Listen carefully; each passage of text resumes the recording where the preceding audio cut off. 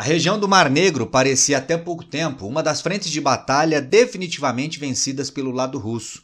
Porém, recentes ataques bem-sucedidos contra a poderosa frota naval da Rússia têm feito com que a Ucrânia não apenas renove suas esperanças, como tem feito também com que suas tropas tenham uma nova disposição. Será isso bastante para fazer virar o jogo a favor dos ucranianos? Se você quiser entender esse e outros assuntos das atualidades, geopolítica e geografia, me acompanhe no canal. Faça a sua inscrição, deixa o like nesse vídeo e vem comigo. Pessoal, no último dia 5 de março, de acordo com o anúncio feito pela Ucrânia, mais uma embarcação russa, poderosa embarcação russa militar, parecida com esse modelo aí da imagem, foi naufragada no Mar Negro depois de um ataque avassalador feito com drones ucranianos. Desde então, inclusive, nenhum outro navio militar russo foi visto navegando pelo Mar Negro. É sobre isso que essa manchete, inclusive, fala. Dá uma olhada aí. E como se explica esse sucesso ucraniano numa área em que, como eu disse em instantes, parecia que não havia muito mais o que ser feito pelos ucranianos? Vamos entender aqui, ó. Primeiro dá uma olhada na manchete, né? Notáveis resultados militares da Ucrânia no Mar Negro.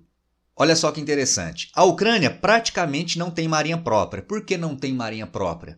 Porque a marinha que ela possuía anteriormente, que não era tão poderosa assim, foi em poucos meses aniquilada pela Rússia, lá em 2022, ainda no primeiro ano da guerra. Então a Ucrânia praticamente não dispõe de força naval mais. Mas dá uma olhada no restante do texto, ó. Porém, a inovação tecnológica, a audácia, somado à incompetência russa, garantiram vantagem, ao menos momentaneamente, para os ucranianos em grande parte do Mar Negro. O país diz que destruiu ou desativou mais de 20 navios de guerra russos na região, um terço do total da frota russa na região do Mar Negro. Aqui aparece, por exemplo, uma listagem de algumas dessas embarcações que haviam sido naufragadas, destruídas ou seriamente danificadas até o final de 2023. Aqui não estão todas, viu? Somente as principais. Repare que existem embarcações de vários tipos, incluindo submarinos. A maior parte destas embarcações foram danificadas ou destruídas a partir de mísseis.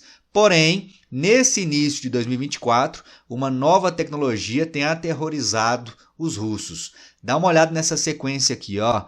No intervalo pouco maior de 30 dias, 3 embarcações poderosas da Rússia foram naufragadas. 1º de fevereiro, o barco míssil Ivanovets. No dia 14 de fevereiro, um navio desembarque César Kunikov. E na última semana, no dia 5 de março, o navio patrulha Sergei Kotov. O que esses 3 navios têm em comum? Os 3 foram atingidos por drones, como esse aqui que eu te mostro na imagem agora, ó. Drones Magura V5, que é desenvolvido e fabricado pela própria Ucrânia.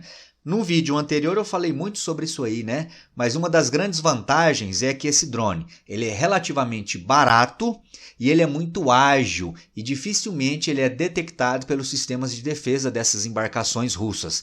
Então isso tem dado, ao menos momentaneamente, uma vantagem muito interessante para os ucranianos na guerra, a ponto de a Rússia, como eu adiantei em instantes, ter recuado parte dos seus navios com o temor de que eles também possam ser atingidos, pelo menos os navios que restaram, que eles também possam ser atingidos por esses drones aí que têm se mostrado muito úteis e eficientes nos ataques na região do Mar Negro. E aí eu preparei também um mapa aqui, ó, para facilitar ainda mais a minha explicação e o seu entendimento. Dá uma olhada nesse mapa, meu povo. Aqui aparece com destaque ao centro a região do Mar Negro. Em 2014, todos se lembram que a Rússia já havia anexado à força essa península, ó, a Península da Crimeia. Porém, a partir do início da guerra em 2022, a Rússia passou a controlar também boa parte aqui, ó, da região leste e sudeste da Ucrânia. Províncias como Lugansk, Donetsk, Zaporizhzhia, Kherson, tudo isso aqui está dominado atualmente pelos russos. Esse domínio territorial russo permite também com que a Rússia domine boa parte não apenas do Mar Negro, está aqui destacado, como também a totalidade do Mar de Azov, o que tem uma importância geopolítica, geoestratégica muito grande para os russos, ainda mais no período de guerra. Variadas vezes, os russos já tentaram incursões militares para dominar totalmente essa região aqui, que é o litoral da cidade de Odessa, na Ucrânia. Em alguns momentos, a Rússia até avançou bastante, mas não conseguiu o domínio pleno sobre esse mar territorial ucraniano. E aí, nos últimos meses, com essa relativa vantagem da Ucrânia, sobretudo em virtude dos ataques com drones, o que os ucranianos conseguiram garantir? Dá uma olhada aqui no texto. Isto, por sua vez, isto que? Esse momentâneo domínio que os ucranianos têm tido na região aqui do Mar Negro. Isto, por sua vez, garantiu à Ucrânia um corredor marítimo para que o país possa exportar grande parte dos seus cereais e outros produtos a partir dos portos como Odessa. Uma vantagem econômica numa altura em que a economia foi atingida pelo conflito. Então, pessoal, volta para o mapa aqui, vamos entender. Se a Rússia, em algum momento, tivesse passado a exercer domínio por completo aqui na região do Mar de Odessa, a Ucrânia estaria praticamente estrangulada em termos de comércio internacional, porque a Ucrânia depende em grande parte dessa rota marítima aqui, para exportar os seus cereais, sobretudo o trigo. Então, garantir o controle por parte da Ucrânia desse território aqui é fundamental, porque aqui, como eu disse, existe uma rota. Dá uma olhada aqui na linha pontilhada vermelha. Embarcações comerciais da Ucrânia saem daqui da região de Odessa, que é uma cidade portuária, a principal cidade portuária da Ucrânia, tomam a direção sul, passam aqui no litoral da Romênia e da Bulgária. Importante frisar que esses dois países são países da OTAN, então esses litorais aqui são litorais relativamente seguros para estas embarcações da Ucrânia. Atravessam as embarcações os estreitos de Bósforo e Dardanelos, que são controlados pela Turquia, um outro membro da OTAN, até chegarem no Mar Negro, onde esses produtos seguem para os seus destinos finais, seja na Ásia, seja aqui no sul da Europa ou até mesmo no norte da África. Beleza? Então é por isso que muitos falam, inclusive, que se a Rússia em algum momento exercer o total controle sobre a cidade de Odessa e sobre esse mar aqui ucraniano, a Ucrânia basicamente estará definitivamente derrotada na guerra. Até aqui, a Rússia não conseguiu esse domínio e nos últimos meses, em virtude desta vantagem criada pela Ucrânia, parece que a Rússia está um pouco mais distante desse objetivo. Além disso, olha mais aqui, A Rússia retirou parte da frota do Mar Negro do seu quartel-general em Sebastopol. Sebastopol é essa cidade aqui, na pontinha da Península da Crimeia, que era até pouco tempo a principal base naval militar da Rússia. Levou para onde essas embarcações? Então o que ele está falando? Que essa região de Sebastopol era até pouco tempo base da frota naval russa no Mar Negro. Porém, em virtude dessa desvantagem que a Rússia vem enfrentando nessa região, as embarcações foram retiradas de Sebastopol e levadas para a costa sudoeste da Rússia, sobretudo próximo às cidades de Novorossiysk e Sochi, que são cidades, em tese, mais seguras para estas embarcações. Ou seja, os russos chegaram à conclusão que deixar os barcos aqui em Sebastopol não era legal, pois eles estavam mais vulneráveis a esses ataques vindos da Ucrânia. Dando sequência aqui ao texto. O porta-voz ucraniano Dmytro Pletenchuk disse à CNN que os navios russos são agora forçados a permanecer principalmente na parte oriental do Mar Negro, ou seja, na parte leste, distante aqui da região de Odessa. Na parte oriental do Mar Negro, no ponto de base de Novorossiysk, que eu te mostrei no mapa, e também a cidade de Sochi.